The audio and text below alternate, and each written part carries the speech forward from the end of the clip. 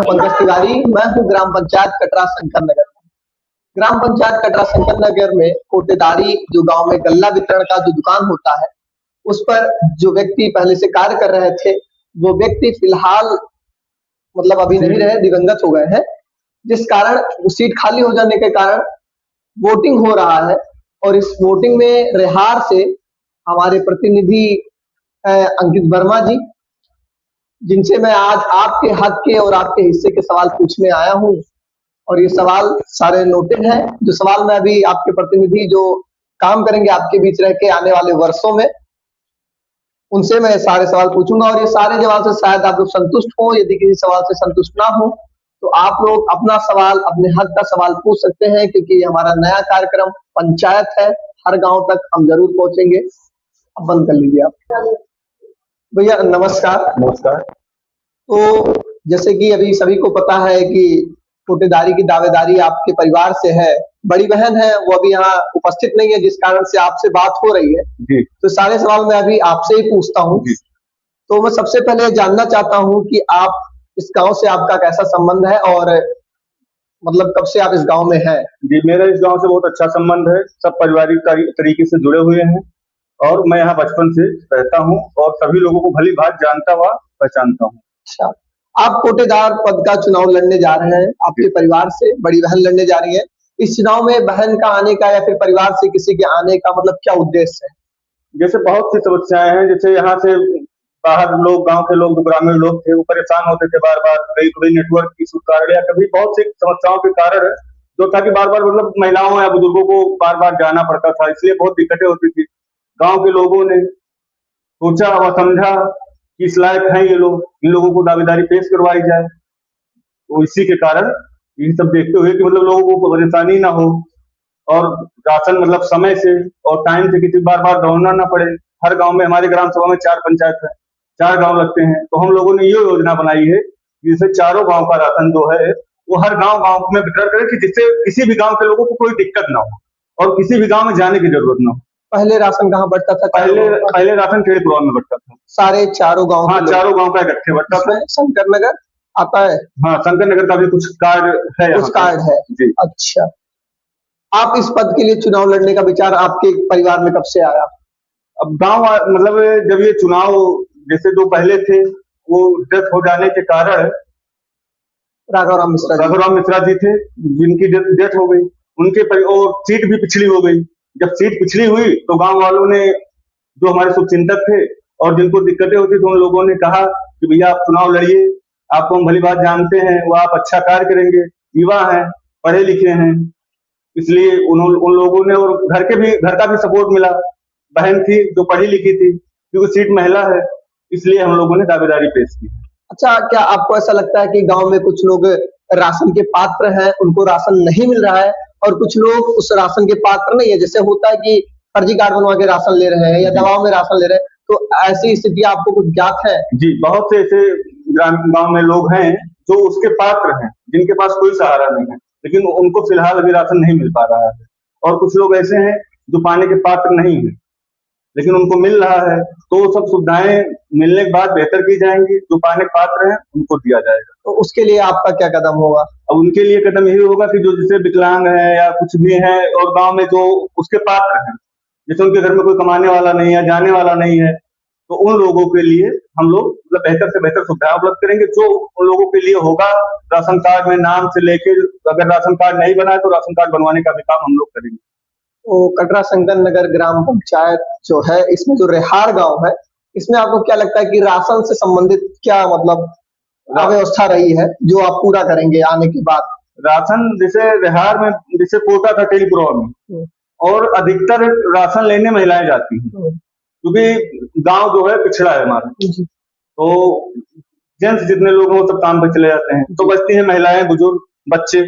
ये लोग जैसे कभी नेटवर्क इशू कारण, कभी मशीन चार्ज ना होने के कारण, या किसी भी कारणवश अंगूठा नहीं लगता है अगर, तो बार बार जाना पड़ता था और भीड़ का सामना भी करना पड़ता था, क्योंकि 4 ग्राम सभा, चारों ग्राम सभा में एक ही जगह राशन वितरण होता था। तो हम लोग वही सोच रहे हैं कि अगर हो जाएगा, अगर चुनाव हम लोग जीतते हैं, तो इस चीज को सुधार करेंगे कि किसी भी गांव के, अपने रेहार के नहीं, कटरा, टेढ़ीपुरवा, शंकर नगर चारों गांव का राशन चारों गांव में ही वितरण करेंगे। किसी को यहाँ आने की जरूरत नहीं कि हमारे घर पे आए तो उनको राशन दें। आपके प्रधान प्रधान हमारे गुड्डू थे।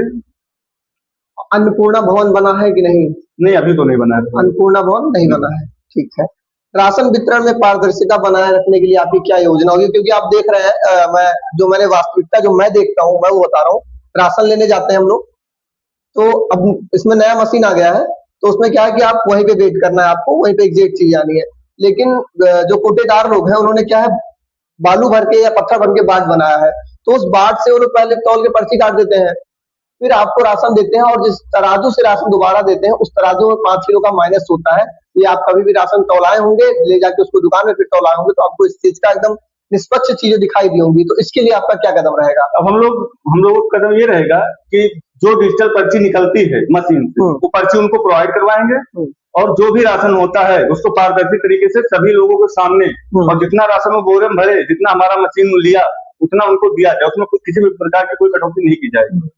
बुजुर्ग और दिव्यांग के लिए क्या व्यवस्था होगी? अब जैसे बुजुर्ग है, मान लीजिए कोई विकलांग है, वो आने में हमारे यहाँ असमर्थ है, या उनके गांव में गए वो आने में असमर्थ है, तो उनकी व्यवस्था ये होगी कि उनके घर पे जाकर उनको राशन फिंगर लगवाया जाएगा, और जो भी सुविधाएं होंगी उनके घर पे प्रोवाइड करवाया जाएगा। अगर उनके घर पे कोई ऐसा युवा अगर नहीं है उनके तो? लायक मतलब कोई आने लायक नहीं हो कि कहीं जाके राशन रिसीव कर सके। कोटेदार बनने के बाद क्या आप ग्रामीणों के सामने राशन वितरण की पूरी जानकारी पारदर्शी रखेंगे? जी बिल्कुल, बताएंगे उनको कि कितना यूनिट आता है, कितना किलो आता है, कितना गेहूं आता है, कितना चावल आता है, सब चीजें पूरी पारदर्शी तरीके से, लिखित तरीके से उसका बाकायदा पोस्टर भी लगवाएंगे, और बाकायदा लोगों को समझाएंगे भी कि 1 यूनिट पे 5 किलो आता है, उनको 5 किलो मिलना चाहिए, नहीं कि 5 आता है तो 4 चाहिए। इसका मतलब नए कोटेदार हैं वो 5 किलो आपका एक्स्ट्रा नहीं लेंगे जो बाकी कोटेदार लेते हैं। ये जनता को भी पता है, ये कोटेदार को भी पता है, ये प्रधान को भी पता है, और ये विकास अधिकारी को भी पता है कि राशन में घपला हो रहा है। और जो निचली तबके की जनता है जो राशन लेने जाते हैं, हम आप इस समाज, वो नहीं बोल पाता है, उनको पता है कि कोटेदार जो है 5 किलो हमारा राशन खा के तब उन्होंने हमको राशन दिया है। अगर आपका 45 किलो है, यूनिट में जो राशन का वेट है वो 45 किलो यदि है, तो आपको 40 ही मिलता है। इस बात का ध्यान रखिए, ये कोटेदारों का दावा है इस बात कि ये आपको पूरा राशन देंगे। आपकी उम्र जो है अपेक्षाकृत कम है। आपको क्या लगता है युवा होना इस जिम्मेदारी को कैसे ताकतवर बना सकती है? जैसे देखिए, युवा होना कोई बुरी बात नहीं है, युवा पढ़ा लिखा होना चाहिए, समाज के लिए बेहतर सुविधाएं देनी चाहिए, समाज के लिए अच्छा कार्य करना चाहिए, जिससे समाज का कल्याण हो सके और बेहतर से बेहतर सुविधाएं मिले और गांव का विकास हो। आपका ऐसा कोई वादा जो पिछले कोटेदार या उससे पिछले कोटेदार या उससे पिछले कोटेदारों से अलग रहा हो, या फिर जो और दावेदार खड़े हैं उनसे अलग हो, कोई ऐसा जनता से वादा? मेरी दावेदारी यही है कि किसी भी प्रकार के अगर कोई पात्र लाभार्थी है तो उनका अगर राशन कार्ड में नाम कट गया है, उनका राशन कार्ड में नाम नहीं है, उन लोगों को जुड़वाएंगे। जो पात्र हैं, और जैसे गांव आपको पिछली बार बताए थे, जैसे 4 गांव है, तो चारों जगह वहीं वितरण करेंगे कि लोगों को परेशानी ना हो। इस चीज का बहुत दिक्कत होता है। हाँ, ये दिक्कत है। जब चारों गांव के लोग एकत्रित हो जाते हैं, जैसे डेट लगती है जब, तो चारों गांव के जब लोग एकत्रित होते हैं तो वहां काफी दिक्कतों का सामना करना पड़ता है। कोटेदार को भी दिक्कत होती है और जनता को भी दिक्कत होती है। इसलिए हम लोगों ने ये योजना बनाई है कि हर गांव का वितरण, जैसे आज डेट लगी है 5 तारीख को डेट लगी है, तो 5 को अगर रिहार वितरण होना है तो केवल रिहार का ही होगा। 6 को अगर टेढ़ी पुरवा लगा तो टेढ़ी पुरवा का होगा। 7 का अगर कटरा लगा तो कटरा ही होगा। मतलब जिस डेट को जहां लगेगा वही वितरण होगा। उसी मतलब 4 गांव है आपकी ग्राम पंचायत में, आप अलग अलग गांव में अलग अलग दिन आप अपना मशीन लेके बैठेंगे, उसके बाद वहीं पे वितरण होगा। और वहीं पे जहां जनता चाहेगी, जैसे गांव में होते हैं कि कुछ लोग किसी के यहाँ नहीं जाते हैं, जहां जनता को सुविधा लगेगा कि इनके यहाँ बैठ के, नहीं कहीं है तो सरकारी स्कूल में बैठ के वही वितरण किया जाएगा। ठीक है, मान लीजिए आपको जिम्मेदारी मिलती है तो पहले 30 दिन जो होगा, जो पहला महीना होगा, उसमें कौन कौन सा काम करेंगे आप? अब जैसे पहले कुछ लोग अपात्र, जैसे पात्र लोग जो हैं वो पा नहीं रहे हैं, तो उन लोगों को देखना है, उनकी लिस्ट तैयार करनी है, उनका नाम फिर ऐड करवाना है, और फिर जैसे बहुत सी सारी योजना है, जैसे बहुत से लोग राशन कार्ड ही नहीं बन पाए हैं, वो पात्र भी मजदूरी मेहनत करते हैं, लेकिन वो उनका राशन कार्ड किसी कारणवश बन नहीं पाया है, बना था कट गया है, तो वो सब चीज सुधार करेंगे। और सभी जितने मतलब पात्र लोग हैं वो किसी योजना से वंचित ना रहे। मेरा ये सवाल है अब कि आप टेढ़ी पुरवा जाते थे राशन लेने जी, आपने वहां देखा है कि फलाने दादा आए हैं तो आपका पर्ची ना काट के उनका पर्ची काट के और उनको आगे कर दिया गया और राशन तौला के उनको दे दिया गया। तो ये व्यवस्था आपके यहाँ भी रहेगी? नहीं, ये व्यवस्था मेरे यहाँ नहीं रहेगी, क्योंकि हम जब करेंगे तो जैसे ग्राम सभा वाइज वितरण करेंगे, तो जहां जाएंगे वहां एक तरफ से सबको, जिस जैसे कार्ड जमा हो गया एक तरफ से बटेगा, उसमें कोई घर का आता है कोई बाहर का आता है, उसमें कोई भी भेदभाव नहीं किया जाएगा, लाइन टू लाइन काम होगा।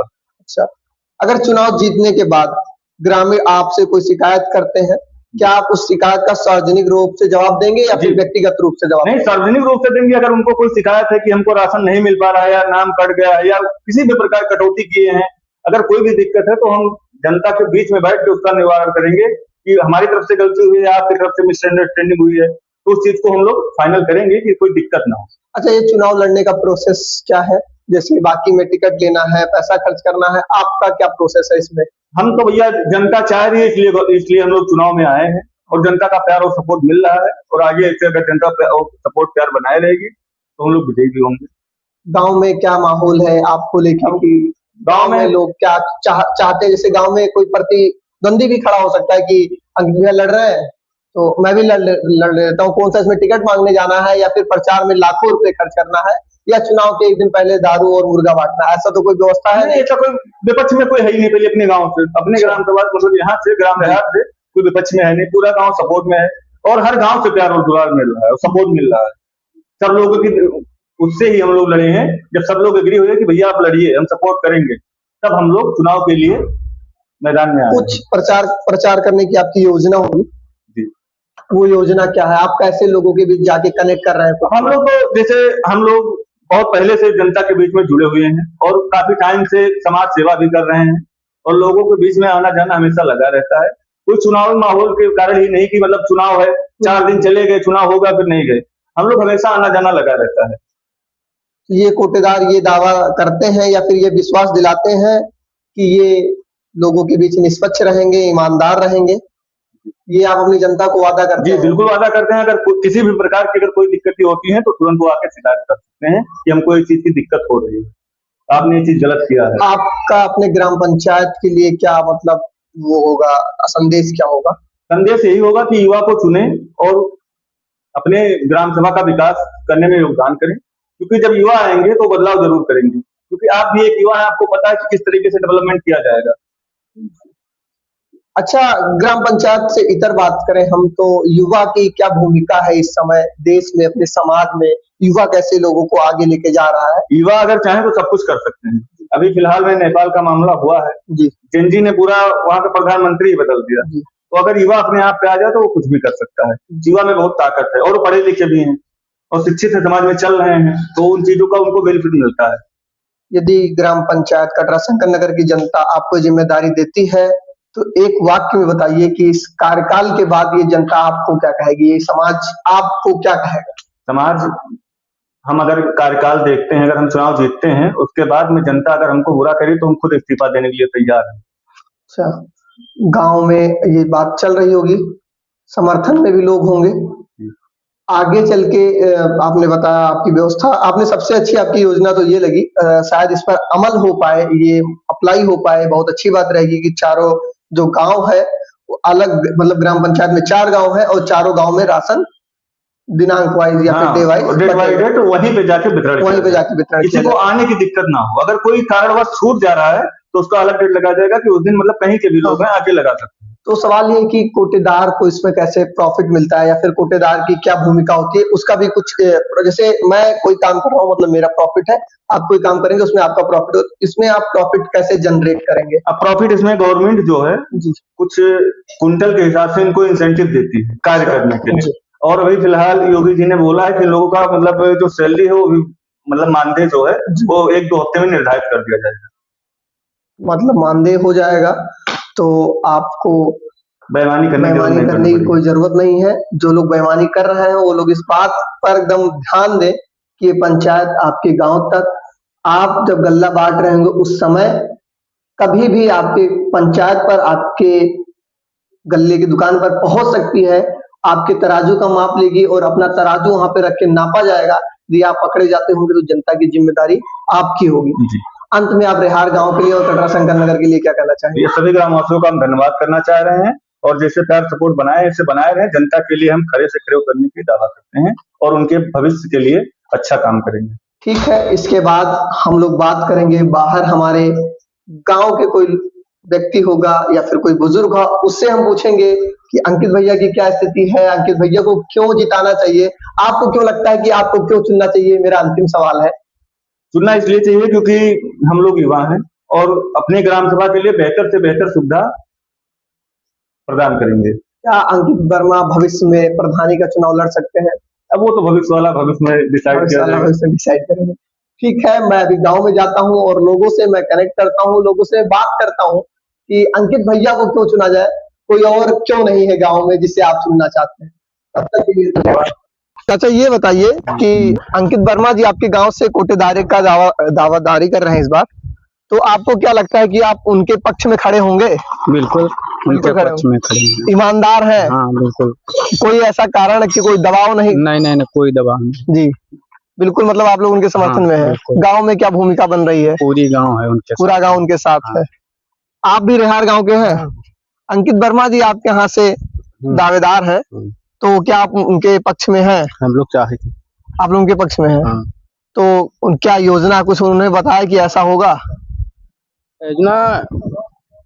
योजना का बताया, जो हम लोग चाहते हैं कि कोटा पाई जाए, अच्छा है, हम लोग चाहते हैं उनके पक्ष में हैं पूरे गांव। पहले तो बहुत दूर जाना पड़ता था लेने। बहुत दूर पानी भर जाता है। अच्छा, नाला में पानी भर जाता है तो वैसे दिक्कत पड़ता है हम लोग। हाँ। अंकित वर्मा जी आपके गांव से हैं, कोटेदारी का दावेदारी कर रहे हैं इस बार, तो आपको क्या लगता है कि उनको क्यों जिताना चाहिए या उनके पक्ष में क्यों खड़े रहना चाहिए? अरे हम लोग को यहाँ नाला ये बहता है ना जी अपना, जी, इसलिए परेशानी होती है। नहीं, अब तो पुल बन गया है। अरे पुल बन गया है तब भी पानी आएगा। तब भी पानी आएगा। हाँ, मतलब कुल मिला के कोटा गाँव में आना चाहिए। आना चाहिए। आपको बताएं, कोटे को कोई ये बताए कि क्या योजना है, किस प्रकार से गल्ला पड़ेगा, ऐसा कुछ बताया नहीं है? नहीं, तो नहीं होता। हमको बताए हैं, हम बता दे रहे हैं कि चारों गांव में गल्ला बटेगा, चारों गांव में जाके बांटेंगे। ठीक है। तो आप लोग किसके पक्ष में हैं? दिनेश, इनका क्या नाम? अंकित भैया। अंकित। ठीक है। नाम भुला। अरे कोई नहीं, गाँव आपके घर के आपके बेटे हैं, कोई बात नहीं।